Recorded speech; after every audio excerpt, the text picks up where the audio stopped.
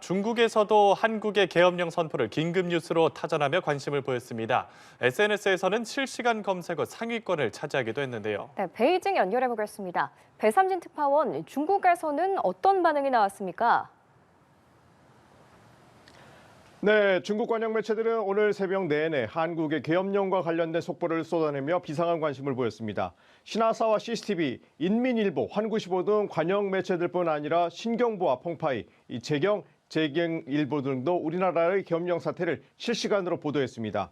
CCTV는 우리 국회에 기자를 배치하기도 했는데요. 한국 국회 출입문에서 야당 보좌진과 경찰이 대치 중이라는 보도를 내놓기도 했습니다. 영자지인 글로벌타임즈는 윤석열 대통령의 비상계엄 선언부터 대통령 계엄 해제 발표까지 새벽에만 30여 건의 기사를 쏟아냈습니다. 대만 자유시보와 중국 시보 등도 관련 속보를 전했는데요. 대만 살리 신원왕은 속보에서 한국인들이 광주 사건의 재현을 두려워하고 있다는 제목을 달기도 했습니다. 해당 뉴스는 인터넷에서도 화제가 됐습니다. 오늘 아침 현재 포털 사이트인 바이두에서는 검색 순위 1위, 2위, 3위가 우리나라 계엄령과 관련된 소식들로 채워졌습니다. 밤사이 중국 웨이보 등 소셜미디어에서도 한국이 비상계엄을 선포했다는 소식이 화제가 됐습니다. 한국 대통령 비상계엄 선포는 웨이보 검색어 실시간 순위 1위를 차지하는 등 중국 네티즌들의 관심 역시 컸습니다. 이 계엄 선포 이후 12시간도 안 돼서 조회수가 9억 3천만 건을 넘었고 댓글도 19만 건이 달렸습니다. 이들은 제2의 이승만이 나타났다거나 영화 서울의 봄이 생각났다, 서울의 겨울인가, 한국에 전쟁이 일어난 건가요 등의 반응을 내놨습니다. 네, 중국과 중화권 매체들까지 큰 관심을 갖고 보도했는데요. 어떤 내용들이 주로 다뤄졌나요?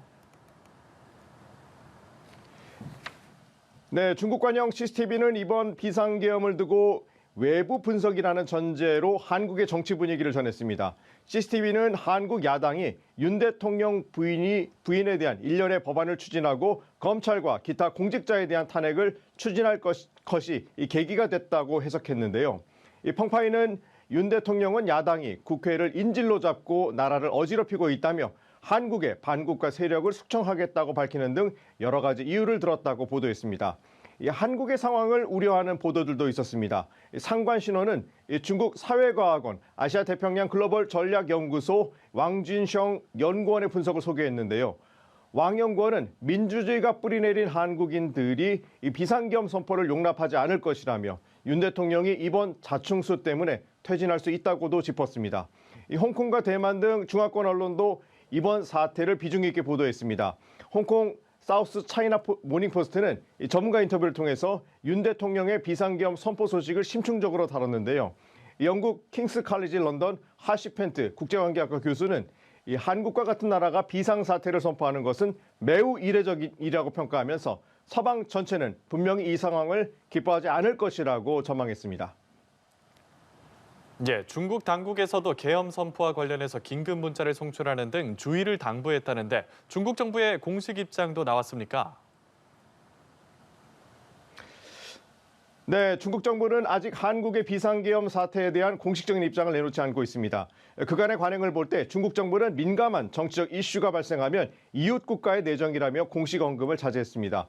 이번 상황에서도 비슷한 대응을 할 가능성이 높은데요. 다만 주한 중국 대사관은 계엄이 선포되자 긴급 공지를 통해 한국에 있는 중국인들에게 주의를 당부했습니다.